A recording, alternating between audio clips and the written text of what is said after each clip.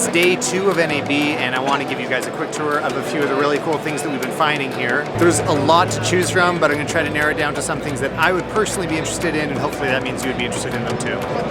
Okay, the first thing is adding C-Log to the 5D Mark IV. 5D4 is a camera that I've talked about a bunch on the channel already. It's my primary stills camera, but my main criticism is that they just did not target this for video. Like, this is the complaint everybody's had. Their codec was a bit too big, and there was no flat profiles to really extend the dynamic range or have grading flexibility. But now Canon is having a paid upgrade to C-Log. It's going to be $100. I just had confirmation from the guy over here saying it'll give us 12 stops of dynamic range. Great news, that's what we want to hear. There's no hardware upgrades, firmware only. I'm going to do this right away. All right, now we're at the Aerie booth.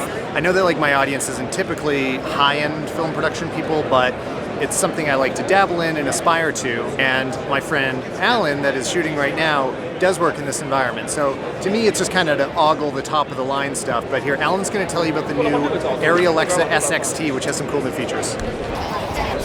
SXT W is super exciting. One of the biggest features that they added is the wireless video transmission. Super cool. Everyone on set who needs to see picture can now access it without cabling or wires. It's all wirelessly transmitted and received internally from the Arri Alexa SXT W. Another great feature about the camera is that it is now full frame, which is a step up from the cropped APS-C sensor before. Some of the lenses that were compatible with the cropped-in sensor are not gonna work as well with a full frame because they will vignette. Good thing there are S7i lenses that were announced by Cook at NAB the other day, so let's take a look.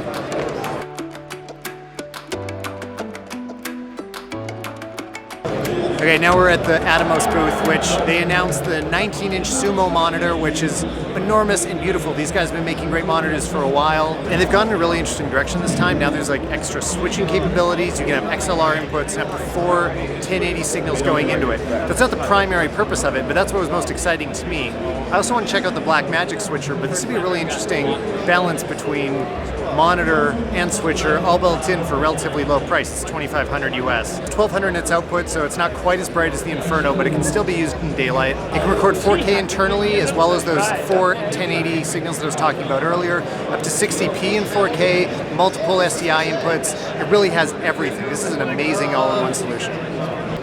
One thing I've personally been really excited about for a few years is replacing the ATEM television studio from BlackMagic Design. So I've been kind of looking for a switcher for a while. I don't know if I'll end up buying one, but they always had the one really great solution for $1,000 that did all of your switching basics. The thing is, you'd have to plug it into a laptop to really do much with it. Now they've released the ATEM Television Studio HD, which allows you to have all those same functionality, but with a hardware switcher. So you don't even necessarily need a laptop to do the basics. You can just throw it in a backpack and it'll work on its own. But of course, you still can have the more advanced functionality that the previous one did, all in software. They've also announced the ATEM Television Studio HD Pro, which is a larger hardware panel that lets you do even more. It's the basic internals that are the same, but with more hardware controls. I really want one of these. A quick one is Frame.io. This is a collaboration tool where you can sync files online between other editors, people that you're working with on a project, and it's extremely fast, great interface design. I use it for personal projects, for bigger corporate projects. This is a product category that before it existed, I can't remember how I did this before. Now that there's Frame.io, this is how I pass stuff back and forth. They just released 2.0 recently, which has some really great updates. I'm not going to go into detail, but go to their website to find out more.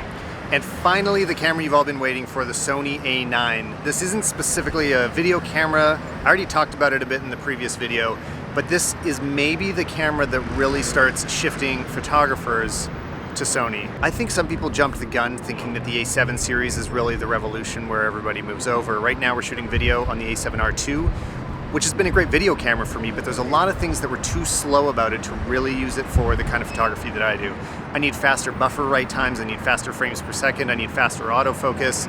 All the things that the Sony A9 does extremely well. It does 20 frames per second, it's doing 60 frames per second of exposure calculation so that it can always be up to date. The buffer writing is much, much faster. It has 2 SD cards, really importantly a larger battery. The joystick on the back is critical for photography.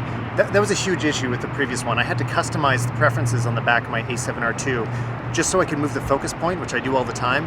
Adding that joystick is something that professionals really need to use this camera properly. They left one really critical feature out for video shooters, and that's picture profiles. So you can't shoot in log or flat profiles. Like right now we're using Cine 4, which is just flat, it's not log, but it's the minimum for me in dynamic range. I get really frustrated with looking at the blown out highlights and the dark shadows from non-cine profiles or non-log profiles. But this will be a camera that a lot of photographers buy. Just remember how expensive it'll be to switch though. To replace all my lenses would be a lot of money, so I'm probably not gonna do it myself. But that's it, that's NAB 2017. I hope you guys liked it, and I hope to see you again next year.